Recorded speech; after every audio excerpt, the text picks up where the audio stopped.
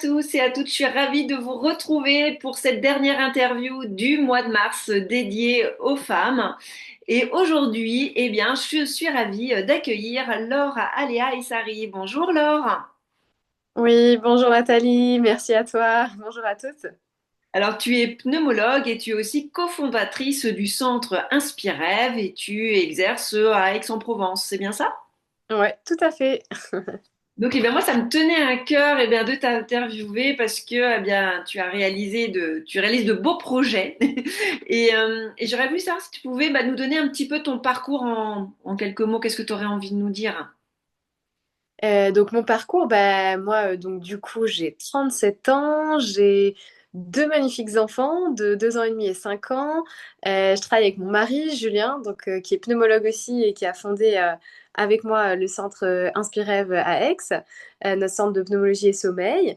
Je suis originaire de Nancy, dans le nord-est de la France, et ça fait à peu près 4 ans et demi qu'on est dans le sud de la France. J'ai fait mes études à Nancy, j'ai grandi là-bas avec mes parents. Et moi, je voulais vivre dans le sud, je voulais vivre près de la mer Méditerranée, les Bouches-du-Rhône, c'était parfait. Et puis, après les études de pneumologie, j'avais envie de monter mon cabinet médical. Et puis, Julien m'a suivi. Et puis voilà, le projet s'est concrétisé dans le sud de la France.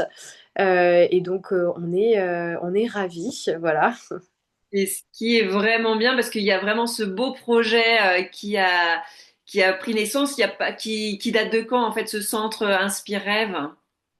Alors d'abord, on a monté notre cabinet libéral, c'était en 2021. Et puis le centre Inspirève, le nom, etc., ça fait à peu près 1 an.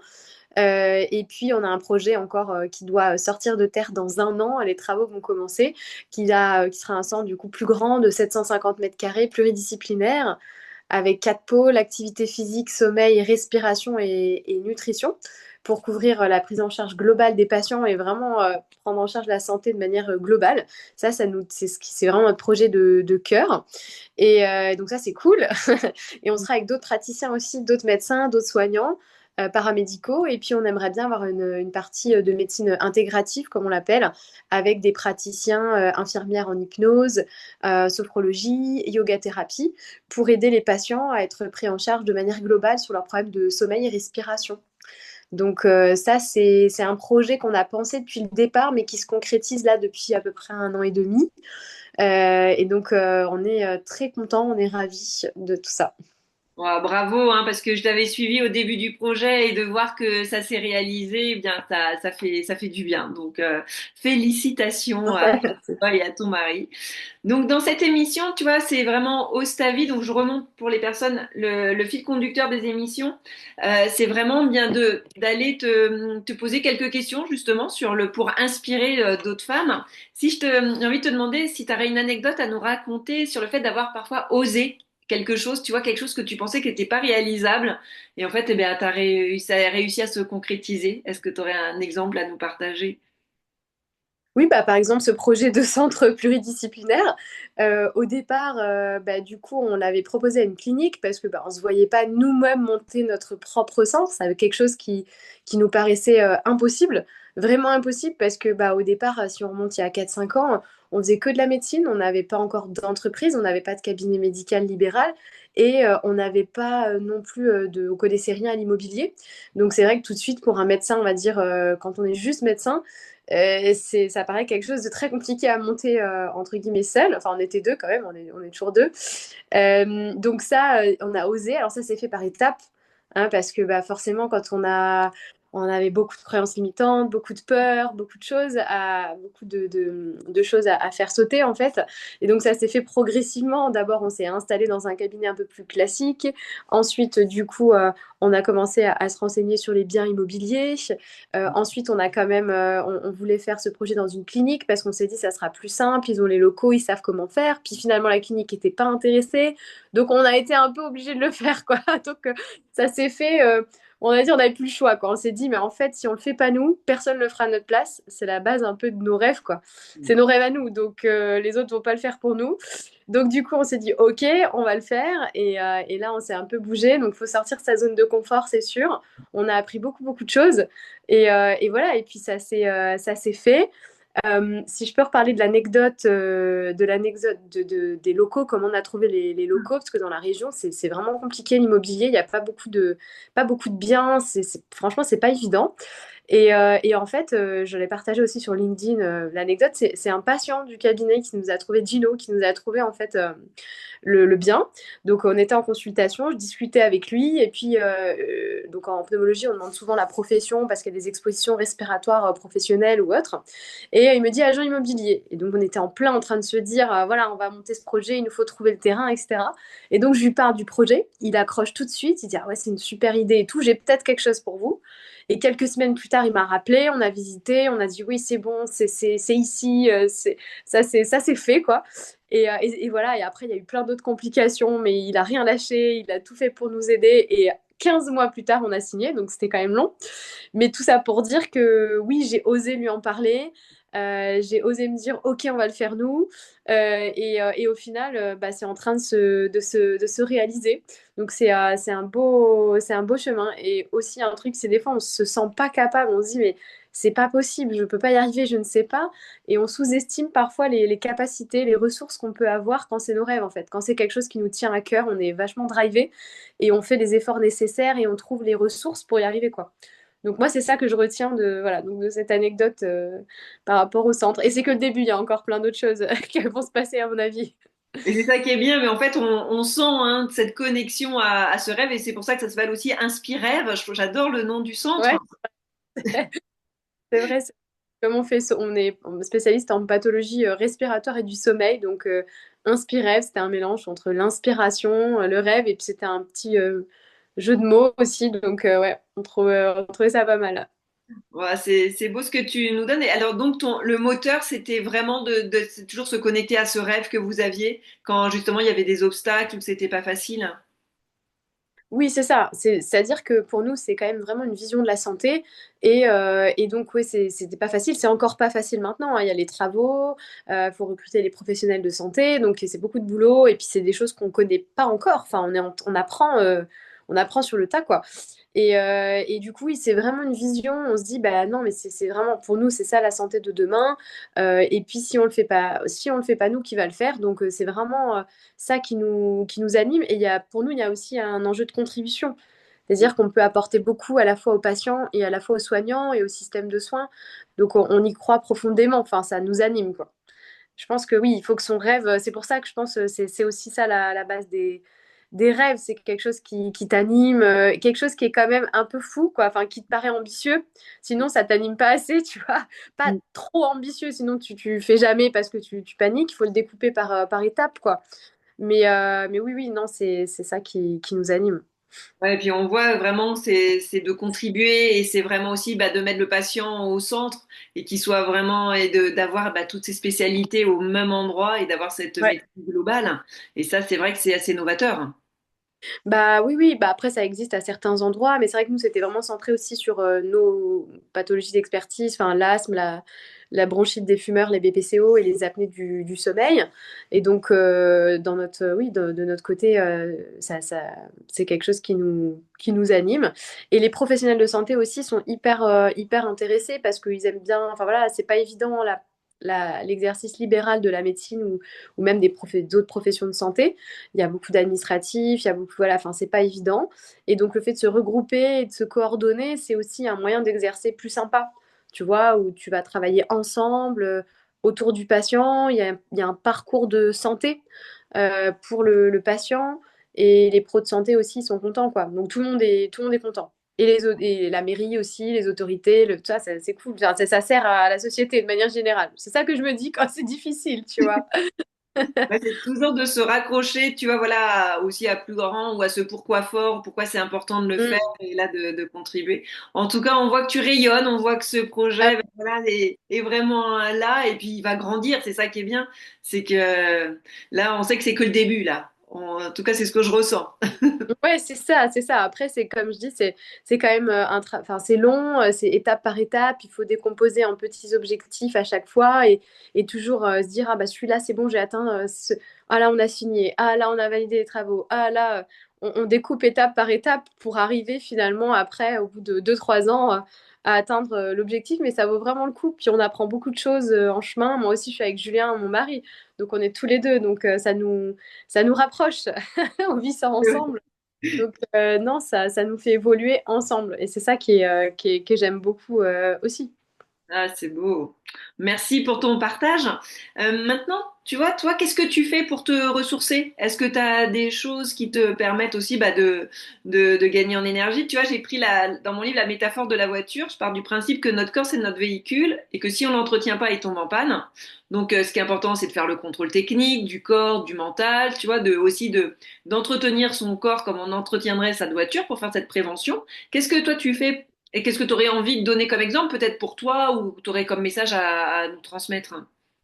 Oui, alors bah nous déjà, premièrement, on s'est dit bah on veut créer un centre basé sur les pôles de la santé. À nous d'être inspirants et comment dire, d'incarner les valeurs qu'on prône.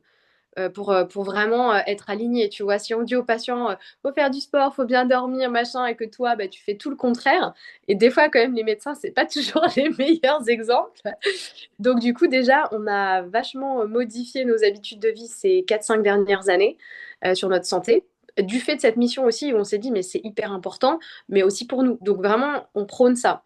Donc, moi, si je parle, Julien, c'est un peu différent. Je pense chacun, on est un peu différent sur nos routines. On n'a pas les mêmes besoins, donc il faut apprendre à bien se connaître pour se connaître ses besoins. Moi, je peux partager la mienne, mais elle est différente pour Julien et elle sera peut-être différente pour chaque personne. Moi, déjà, j'ai besoin de, si je pars du sommeil, parce qu'on est expert aussi du sommeil, j'ai besoin de beaucoup dormir. Enfin, moi, j'ai besoin de 7h30 à 8 heures de sommeil. Alors, j'ai 2 enfants en bas âge qui se réveillent souvent la nuit. Donc, c'est encore plus challenge. Donc, je fais très attention à mon sommeil. Donc, je ne peux pas me coucher trop tard. Idéalement, mon coucher idéal, c'est 22h, 22h30. J'essaye d'arrêter les écrans 1 heure avant, mais honnêtement, c'est challenge. Donc, j'essaye de le faire vraiment 30 minutes avant et d'enlever mon téléphone de ma chambre, de le mettre dans une autre pièce pour éviter tout ce qui est ondes et tout ça. Enfin, vraiment, je remarque que je dors beaucoup mieux quand j'ai pas le téléphone dans ma chambre.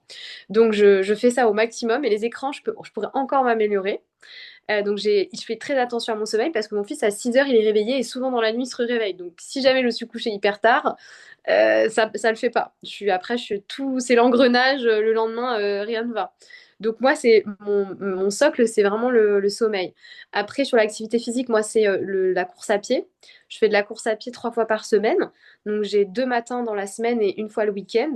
J'essaye de faire 30 à 45 minutes. J'aimerais faire plus, mais c'est ce qui me permet de le faire et d'aller bosser et que ça s'enchaîne sans gros efforts dans ma routine. Donc moi, j'aime bien le matin. Donc je le fais le matin où j'emmène pas les enfants à l'école, où c'est Julien qui les emmène.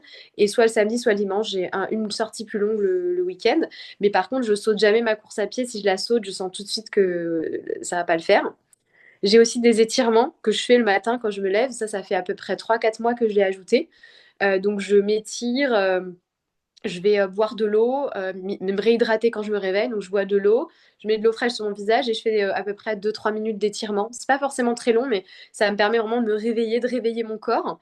Donc, ça, c'est ça. Le petit-déj, j'essaie de ne pas prendre de sucre parce que j'ai remarqué que j'avais vraiment, sinon, j'avais très faim vers 10h30, 11h et tout ça. Donc, je prends vraiment un petit-déj salé. Je prends des œufs, je prends de l'avocat, je prends du fromage frais à tartiner. Etc. Mais je prends pas de sucre. Et j'ai remarqué que si je prends du sucre, vraiment, ça passe pas. Mais après, c'est encore propre à chacun. Donc, je fais attention à mon petit-déj. Donc, comment je le prends. L'alimentation aussi, on a beaucoup évolué. On prend plus du tout de sucre raffiné. Là, ça va faire presque 9 mois. J'ai totalement arrêté le sucre raffiné. Je prends des produits sucrés, mais que du sucre naturel, donc des fruits, du miel ou le sucre de coco. Et ça, vraiment, ça m'a énormément aidé. Et pareil, j'ai beaucoup diminué, voire quasiment arrêté le gluten aussi, parce que j'avais remarqué, voilà, j'avais plus de difficultés à digérer. Tout ça, ça me rendait plus lourde, plus fatiguée. Donc ça, après, c'est personnel, hein, j'ai fait les tests et bon, sur moi, ça marche bien. Donc là, je dirais sur la santé, c'est ça. Et j'ai rajouté depuis quelques mois, je vois une thérapeute qui fait aussi de la médecine chinoise, c'est essentiellement des massages. Et aussi, c'est vraiment une vision plus c'est vraiment de la médecine chinoise, donc ça va être sur les différents organes. Donc ça, j'apprends parce que moi, je connais la médecine occidentale hein, que j'ai appris, scientifique, etc. Et là, donc, je me suis beaucoup ouverte à la médecine chinoise avec Marjorie, ma thérapeute, et ça marche très bien. Je me sens beaucoup mieux. J'avais souvent les cervicales bloquées, j'étais un peu stressée, j'avais du mal à me détendre, et les massages, plus le fait de comprendre un petit peu l'organisme, et bah du coup, ça m'aide. Donc ça, voilà. Et après, moi, le truc que j'aime vraiment bien aussi, c'est les spas, enfin, c'est hammam, l'eau, etc. Moi, c'est un truc qui me détend, qui me déconnecte. Donc, j'essaye d'y aller une fois par mois, là, environ une fois par mois. Voilà, donc ça, c'est c'est mes trucs à moi. Et j'en ajoute encore, hein, là, la méditation, c'est mon prochain truc, mais c'est difficile pour moi, donc je le retarde un peu. Mais je pense que c'est très utile. Donc ça, c'est mon prochain objectif, c'est d'ajouter quelques minutes de méditation dans mon quotidien. Voilà un peu mes routines. Ah, merci pour ton partage parce que je pense que tu vois, tu vas pouvoir inspirer d'autres personnes, sachant que effectivement, on est tous différents, tous et toutes différentes, mais des fois, ça fait du bien de s'inspirer, de te dire, oh bah pourquoi je passerais pas sur un petit déjeuner plus salé que sucré, par Ouais. exemple. À vous de faire le test en fait et de voir comment est-ce que vous vous sentez dans la matinée. Si vous sentez une différence, vous allez continuer. Si vous ne sentez pas, bah, vous continuerez pas. Mais c'est bien d'apprendre à se connaître et là, je pense que c'est bien. Et moi, je suis plutôt spécialisée aussi dans la médecine chinoise, donc je comprends tout à fait le massage d'une fois par mois qui fait du bien et d'apprendre cette relation bah, du corps et du mental et puis cette relation aux organes qui est très importante en fait. Ouais. Donc, merci beaucoup. Maintenant, si tu avais une femme inspirante, une femme qui t'aurait inspiré, est-ce que tu aurais envie de nous partager? Oui, alors moi, ça dépend des moments de ma vie. On va dire que j'ai eu des moments un peu difficiles. C'était avant tout ce projet. La femme qui m'a pas mal inspirée, c'était Michelle Obama. C'est pas, enfin, moi, c'est pas quelque chose, pas très original, mais c'était aussi parce que j'avais lu son livre. Et c'était un moment de ma vie où je savais pas exactement ce que j'allais faire. J'étais partie de l'hôpital, j'étais un peu perdue, je savais pas exactement quel projet. C'était avant que ce projet-là se concrétise. J'étais un peu perdue. Et mon mari Julien, il était à l'hôpital et lui, il avait voilà, sa carrière à l'hôpital, etc. Et je savais, et du coup, je sentais que j'étais pas à ma place, mais je savais pas comment. Et j'avais lu le livre de Michelle Obama qui racontait comment elle, c'était une avocate en fait d'affaires brillante. Elle avait connu son mari, donc Barack Obama, etc. Et elle s'était un peu effacée pour sa carrière politique. Mais après, ça ne l'avait pas empêchée de beaucoup participer dans des programmes de nutrition de l'enfance, justement. Et même si elle était, entre guillemets, la femme du président et c'était plus l'avocate d'affaires, elle avait quand même, d'une façon ou d'une autre, contribué à la carrière de son mari et ce statut de femme de président lui avait donné l'opportunité de contribuer de manière importante, notamment sur la santé des enfants. Et ça m'avait pas mal inspirée parce que je me dis, bon, bah, moi, si là, ma carrière de médecin, bon, c'est un peu néant, je sais pas trop où je suis, machin, c'est pas grave, je peux aussi par d'autres biais contribuer et si c'est Julien qu'il faut prioriser, etc. Et ça m'avait beaucoup aidé. Et finalement, ça s'est pas passé comme ça. On a fait ensemble ce projet-là avec Julien. Mais ça m'avait beaucoup aidé à cette période de vie. En gros, le message, c'était dans la vie, des fois, tu veux faire tel truc ou tu penses que ça va passer comme ça se passe pas comme ça. C'est pas grave, il y a toujours un moyen de réussir à impacter positivement le monde ou les choses. Et Michelle Obama, je trouve, a été très inspirante sur ça. Et ça me parlait aussi parce que elle avait beaucoup contribué pour l'obésité infantile. Voilà. Donc ça, c'était une femme inspirante, en tout cas pour moi. Bah, merci, et je pense effectivement elle a beaucoup inspiré. Et donc chacune, hein, vous pouvez nous marquer aussi dans les commentaires sous la vidéo bah, qui c'est qui vous inspire, quelle femme vous inspire pour vous donner de la motivation. Hein. Ça ne veut pas dire que vous allez copier la personne, mais c'est juste, eh bien, ça va vous donner un élan, ça va vous permettre de vous reposer des questions peut-être et justement d'avancer quand il y a ces moments de doute ou un petit peu où on ne sait pas trop quelle direction prendre. Eh bien, ça permet eh bien de s'ouvrir et de se réconforter. Maintenant, tu sais, la dernière partie du livre, ça s'appelle Piloter sa vie. Tu vois, une fois qu'on a fait le contrôle technique, qu'on a mis le carburant, comme tu nous as donné, tu vois, avec l'alimentation par exemple, qu'on a sa direction, eh bien, ça serait, qu'est-ce que tu as envie pour 2025? Est-ce que tu as, pour piloter ta vie, est-ce que tu as des projets autres il y a déjà ce centre, mais est-ce que tu aurais autre chose à nous partager ou... Du coup, bah, nous, pour 2025, c'est vrai qu'on a le projet du centre. Donc là, on est très... là, moi, je suis très attachée à discuter avec les professionnels de santé, comprendre ce qu'ils attendent, comprendre bah, comment on pourrait travailler ensemble. Et aussi, le but, c'est de vraiment d'inspirer les pneumologues à pourquoi pas s'installer en ville, à faire de la pneumologie libérale et à montrer, si tu veux, une facette que les gens connaissent pas de la pneumologie libérale, de la pneumologie de ville, où historiquement c'est le médecin dans son cabinet qui voit ses patients et ça, des fois ça s'arrête là, quoi. Moi, ce que j'aimerais, c'est montrer qu'on peut faire ce qu'on veut en fait. Là, on développe aussi une partie recherche clinique, donc pour pouvoir faire des études en ville. Souvent, les études de recherche, elles se passent à l'hôpital historiquement. Et en fait, il y a beaucoup, beaucoup de patients en ville et la plupart des gens qui ont des pathologies sont traités en ville. Les pathologies les plus fréquentes, l'asthme et les allergies, les troubles du sommeil, t'es pas hospitalisé pour une pathologie chronique grave, tu vois.